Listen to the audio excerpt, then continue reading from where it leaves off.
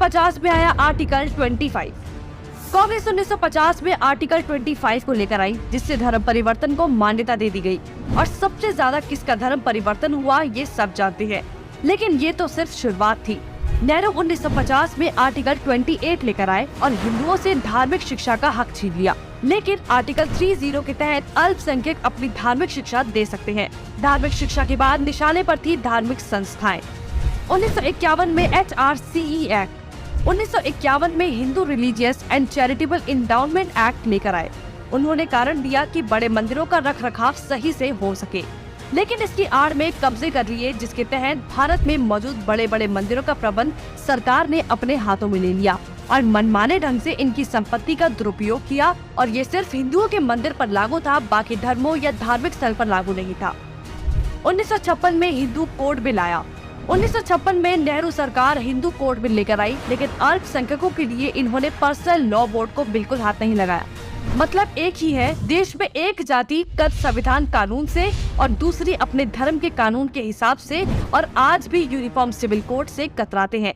कांग्रेस ने लगाई आरक्षण की आग। कांग्रेस आरक्षण लेकर आई, जिससे हिंदुओं को बांटने का काम किया गया, जिससे सबसे बड़ा नुकसान हिंदुओं को हुआ।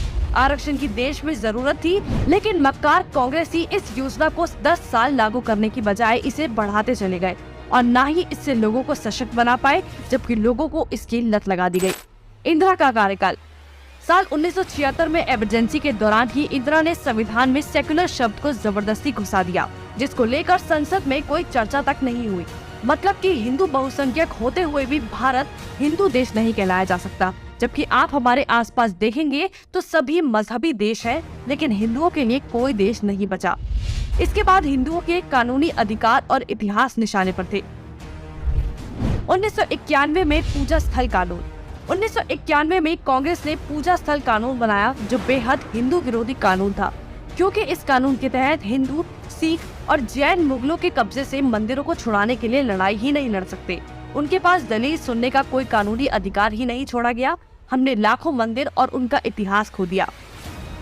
1992 माइनॉरिटी कमीशन एक्ट। कांग्रेस ने अल्पसंख्यक आयोग अधिनियम बनाने के बाद अल्पसंख्यक आयोग बना दिया। ऐसा करके कांग्रेस ने धर्म विशेष के लोगों को स्पेशल दर्जा तो दिया ही, हिंदुओं को बांट दिया, जिसके तहत सरकार की हर योजना का सबसे ज्यादा फायदा धर्म विशेष के लोगों को ही मिलता है, जिससे कांग्रेस ने सांप को भी मार दिया और लाठी को भी नहीं टूटने दिया। मतलब साफ है, हिंदुओं को भी बांट दिया और धर्म विशेष के लोगों को भी खुश कर दिया। जब देश सेकुलर बना दिया तो मेजॉरिटी और माइनॉरिटी की जरूरत ही क्या थी।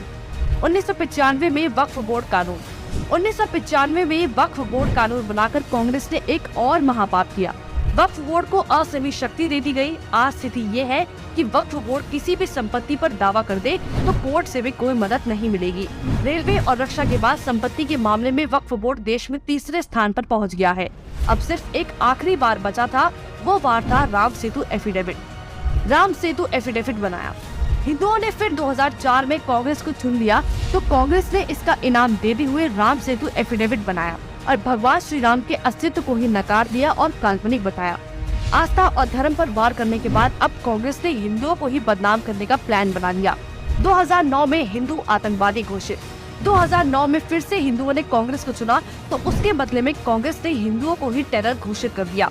कांग्रेस ने बहुत ही चालाकी से एक एक कर हिंदुओं के धर्म, अधिकारों और शिक्षा के अधिकार को छीन लिया, लेकिन हिंदू फिर भी कांग्रेस को नहीं समझ पाया।